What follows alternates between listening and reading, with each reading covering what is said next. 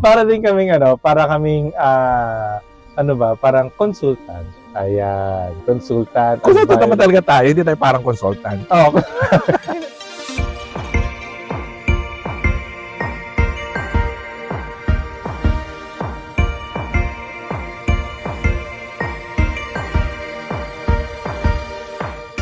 hello. Hello mga Karking, welcome sa isa namang video. And for today, ang pag-usapan natin ay ano nga ba ang isang RFP. or ang Registered Financial Plan? Oo nga, tagal-tagal na natin nag-video at Hindi nag-uusap, pa natin diba? na-explain. Ano ba yung RFP na yan? Ano ba trabaho niyan? So, interesting kasi dahil Oh. when people ask me kung ano yung profession ko, syempre sinasabi ko RFP, Registered Mm. Financial Planner. Pero ang initial impression ng mga tao, nagbebenta ka ng insurance. Alam mo, it's not that's not untrue kasi I've been through mga financial planning, kumbaga seminars outside of the country. So, different financial planners from, US, Canada, Singapore, Malaysia, okay, we come to India, tapos yun, we come together and that's the usual impression pag sinabing financial planner, nagbebenta ng insurance. Not for anything else na yung mga kapatid natin sa insurance industry, but that's the normal impression. Oo. So hindi yan unique sa Pilipinas. Oo. And paano mo sinasagot? Well, sinasabi ko lang, insurance is part of our competency to talk about insurance, to design insurance plan, pero we do more than that. Ayan, kumbaga kami 360 degrees, so we don't just do insurance, may investment din. And ang sinasabi ko na lang dyan is we are basically product agnostic. Yun. Lalo na product agnostic. Kumbaga, pag mga affiliated kasi with financial institutions, sinasabi ko sa kanila, normally they would just offer their own product, 'di ba? Yun yung sa Pilipinas, pag sinabing financial advisor or advisor, more often than not, affiliated sila with an insurance company. Oo. Oo. So with the financial advisor, you get I would say free financial advice, pero meron niyang upsell nung products that they carry. So, syempre, para sila mabubuhay. Kasi ganun talaga, di ba? Ganun talaga. Ngayon, ang isang financial planner, registered financial planner, may bayad yung consultation, pero sabi mo nga kasi product agnostic, walang upsell later on ng produkto na ito yung kailangan mong bilhin. Oo. Kumbaga, we earn from the consultation. We don't earn dun sa produktong ibibigay namin sa inyo. Yan. Ngayon, ang usual na ginagawa kong analogy dyan is parang medical doctors. Oh, diba? Magbabayad ka for the consultation doon sa doctor. Tapos anong gagawin ng doctor? Bibigyan ka ng reseta ng gamot, di ba? Tapos ikaw na bahala kung saan kang drugstore or pharmacy bibili ng gamot. Tama, di ba? So parang ganon, you pay for the consultation sa isang registered financial planner. Bibigyan namin kayo ng financial plan, kasi yun nga yun, financial planner. Pag sinabi doon sa plan na kailangan mo ng insurance na ganito, kailangan mo ng investment na ganito, etc. It's up to them kung saan sila kukuha ng insurance policy or saan sila mag-o-open ng investment account, etc. So, yun yung pinaka-difference. Yes. Tama? And dagdag ko doon, syempre, kapag doktor kausap mo, di ba? Pero for example, pag kausap mo medrep, syempre, kung masakit ulo mo, ang bibigyan lang ni medrep sa'yo, yung kinikerry lang ng product. Yes. If you talk to, if you talk to a product provider, okay, ang bibigay lang yung produkto na ino-offer nila. Tama. Diba? But pag financial planner, ayun na nga, we don't carry any product, pero kumbaga, we give you the options. Parang yung generic brand or generic name ng mga financial products ang ibibigay namin sa inyo, tapos kayo na bahala kung saan kayo kukuha. Yes.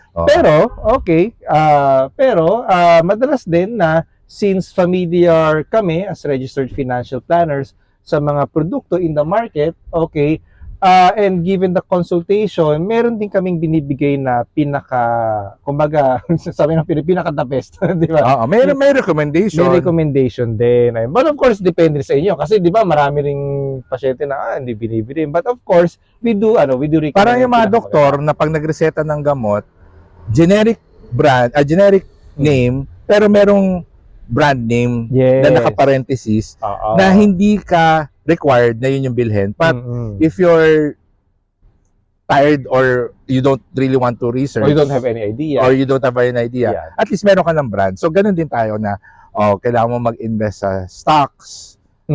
So ito yung I would say na recommended ko na magandang bilhin ngayon, pero hindi ka naman pressured na yun yung bilhin mo. Just in case na tiyatamad ka na mag-research or alam mo, ayaw mo na magtanong-tanong, ito na yung bilhin mo, no? But not really set in stone na ito dapat yung bilhin mo. Yun. May isa pa akong analogy. Ang registered financial planner para rin yung personal shopper.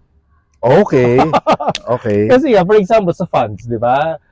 Parang last time I checked, there's around 300, thereabout, even more in the market, di ba? So, kung di mo alam kung saan mag-uumpisa, anong magandang funds, then we can guide you, given your financial goals and objectives, kung anong pinakamaganda or pinakamainam na funds. No? So, kumbaga, kami na bahalang mag-research, mag-curate, yung pinakamainam na fund para siya. Kasi 300, isa-isahin mo yun. Funds pa lang yun, wala ka pang mutual funds. Right? Kung kailangan mo na insurance, dami na naman insurance. So, kumbaga, we can be your personal shopper and yes, we can choose and curate the best one given your financial objectives. O kaya isang analogy, personal na stylist.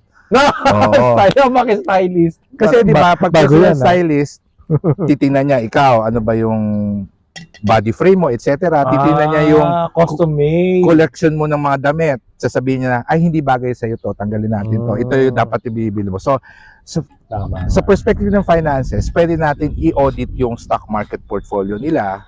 Pwede natin i-audit yung insurance policies nila. Kung diba? Worth it pa ba yung insurance? So, meron tayong stock portfolio audit na itong mga to, pwede mo na tong ibenta. Ito dapat yung binibili mo. Ito i-rebalance mo, tanggalan mo ng konti. And sa insurance policies na sa 10 mong insurance policies, siguro yung 5 pwede mo nang i-redeem. Alam mo, mga ganyan. Pwede, lipat na. Tama, so, ganyan. Kasi over-insured. Siguro lastly din. Last analogy. Para din kaming, parang consultant. Ayan, consultant. Consultant naman talaga tayo, hindi tayo parang consultant. Hindi, consultant na yung tipo, halimbawa kung kayo kinakabahan sa market, parang friend, financial friend.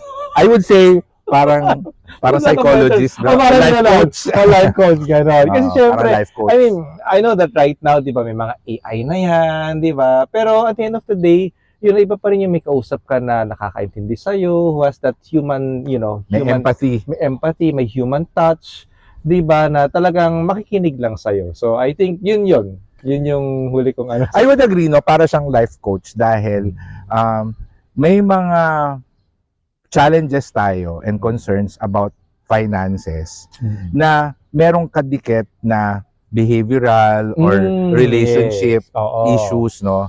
So, hindi mo yun matatanong basta-basta sa AI. Or, for example, sabihin natin, lumapit ka sa isang life coach.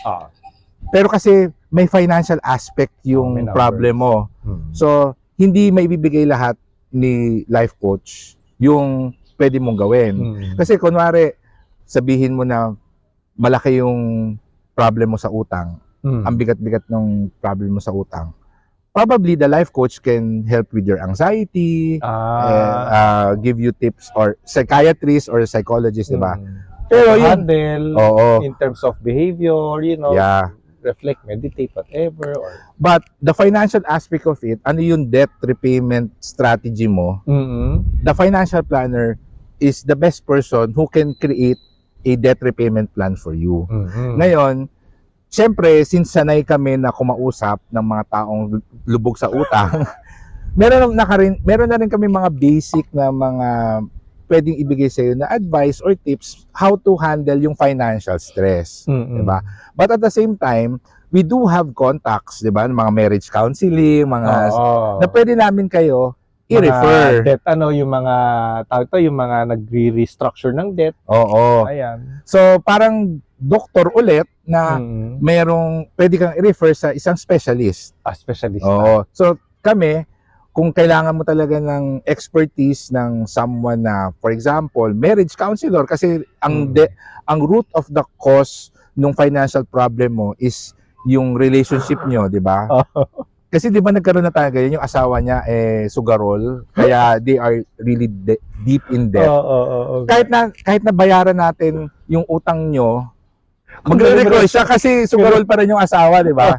So, kailangan nyo ng intervention. And tama, intervention. Hindi na namin expertise yun kasi relationship and gambling addiction na yun. No? So, but we can refer, di ba? Yes. So, ayun yung mga analogy natin. No? And dagdag ko lang, hindi na to analogy, but in terms of expertise and knowledge. Yan. So, we got the certification before pa from the US. Pinag-aralan namin yan, lahat ng aspects ng personal finance. So, from investing, insurance, cash flow, retirement, education. So, kumbaga, it's a 360-degree view of the person's finance. And, ayun na, kumbaga, holistic yung atake natin. And objective, of course.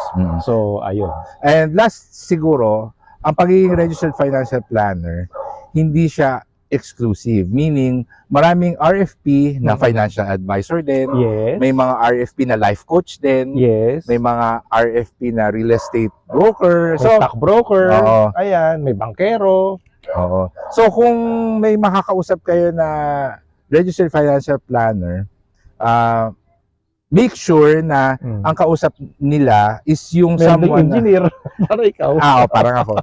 Yeah. But what I mean to say is, pag may kausap silang, pag kailangan nila kumausap ng RFP, dapat yung RFP hat yung suot nila. Yes. Kasi kunwari, yes, financial advisor siya, so nagbebenta siya ng insurance or meron, ino-offer niya yon. Pero RFP din siya, kinuha niya yung certification. So nothing wrong with that. Pero since ang kailangan mo ay financial plan na objective, sabihin mo sa kanya na pwede ba yung RFP hat muna yung suot mo. So kausapin mo. Ngayon, kapag sa tingin ko kailangan ko ng isang insurance policy, then pwede mo ngayon isuot yung pagiging financial advisor mo. Usap naman tayo about that. So gano'n naman. So hindi siya exclusive. So madalas makakahanap kayo dyan na RFP na attorney kasi nag-estate planning. Diba may RFP na financial advisor. May pastor RFP, pa nga eh. may RFP na pastor. So hindi siya exclusive, no? Yes. Hindi naman tayo pag RFP ka lang, diba? So different backgrounds then with given their different giving their expertise as well from their own profession. So yun po, no? Ang RFP doktor, okay, personal shopper, personal stylist, saka rin huli, life coach. Ayan, diba? All into one. So, pero ikaw, bukod sa pagiging RFP, ano ka pa ba? I also got my chartered wealth manager and chartered wealth advisor from investment solicitor ka rin ba? Certified investment solicitor din. Insurance? From Wala akong insurance. Doon ako lamang sa'yo kasi may insurance din. Yun. Tapos meron din ako UITF, accredited UITF. Yun ang wala ako. Ka lang. So anyways, ayun naman po. So, we hope now with this video, you're able to distinguish better what does an RFP do and how we add value to your finance. Ayan po. So, if you like this video, please do give it a thumbs up. Please do share sa mga friends naman natin para din naman how we can help you with their finances, and please do subscribe to our YouTube channel. Yung YouTube channel natin, youtube.com/wealtharchy. And kung gusto nyong may makausap na RFP like us, pwede tayo mag-email sa admin@wealtharchy.com. Okay? So yung initial email ninyo, libre na naman yun, tanong-tanong lang naman. But if we think na you really need a session, no? Talagang masisila na one-on-one na usap, pwede namang online, pwedeng in person. Then we can schedule a consultation with you. Yes. Okay? Thank you very much, and till the next video. Alright, bye-bye.